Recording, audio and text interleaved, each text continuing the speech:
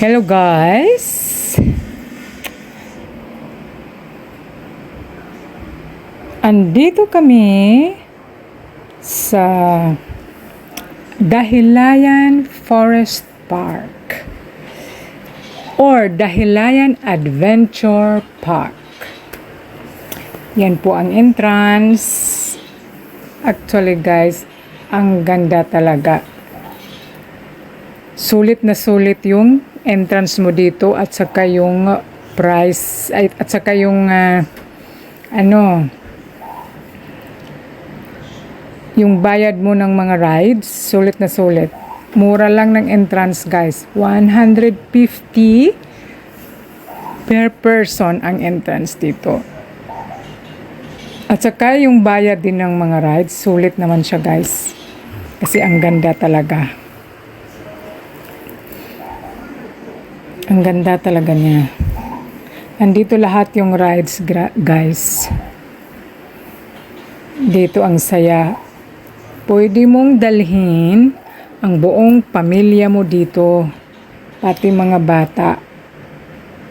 Siguradong matutuwa sila. Pag dinadala nyo yung buong pamilya mo dito, mas lalo na yung mga bata na mahilig sa ride, OMG guys, ang ganda talaga. This is an amazing experience. At nagpasalamat ako at nakapunta kami sa lugar na yan. Kasi ang ganda talaga. Worth it ang pagpunta namin sa lugar na yan. Kasama ko yung buong pamilya ko.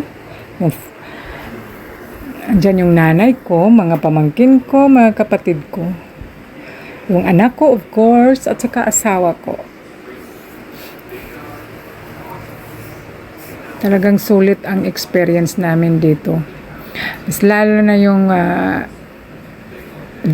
doon kami dumaan sa itong rides na to guys, ang ganda niyan. Yung rides na yan. Tapos, dito din, masyadong mataas yung hanging bridge nila. Makikita nyo guys. At saka ang haba ng hanging bridge. Kung takot kang dumaan sa mataas na hanging bridge, ay wag na lang kasi tingnan mo yung asawa ko, yung daw niya, yung tiyan daw niya, para bang basta huwag ka lang titingin sa baba. Ito yung pinakamataas na hanging bridge dito. Bago mo mapuntahan yung rides na bumper boat at saka yung logi na nagmumotor siya. Na car racing andito guys. Dadaanan mo muna ito. Bago ka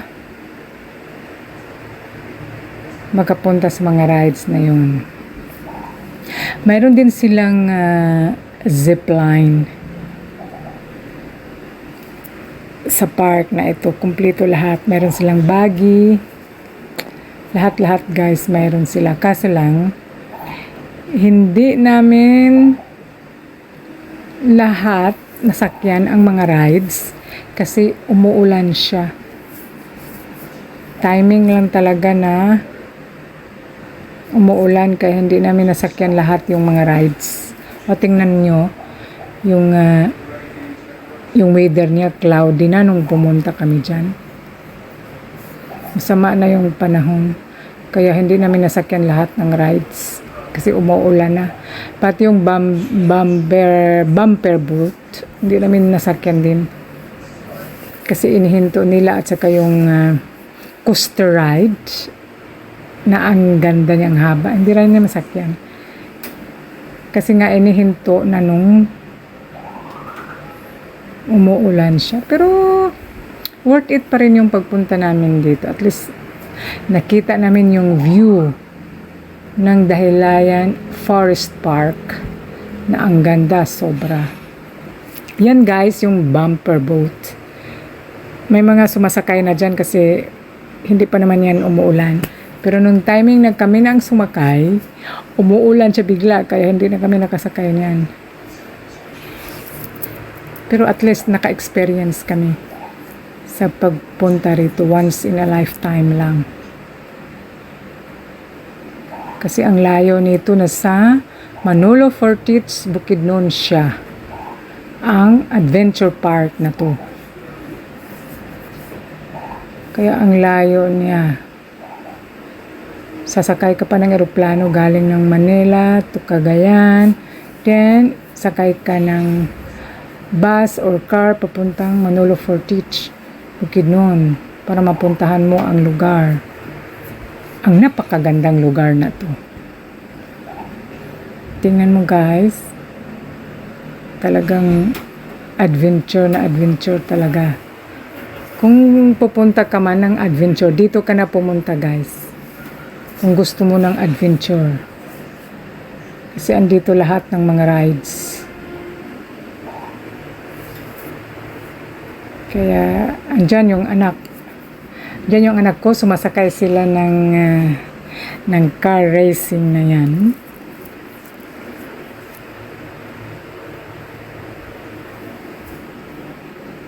Sumasakay sila. Pero hindi naman siya actually nakakatakot. Experience lang talaga. Kailangan lang talaga hindi ka matakutin pag pumunta ka sa lugar na ito.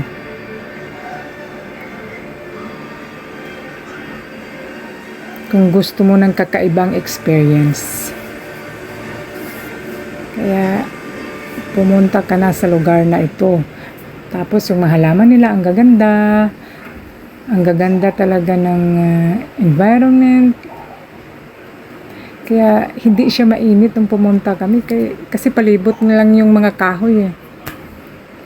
Forest Park, ika nga. Kaya ang ganda talaga ng kudos sa gumagawa ng adventure park na ito. Ang galing ng pagkagawa. Pati mga halaman, mga bulaklak, ang gaganda. Ang gaganda ng adventure park na ito. Tingnan nyo guys. Marami nang sumasakay dyan ng car rides.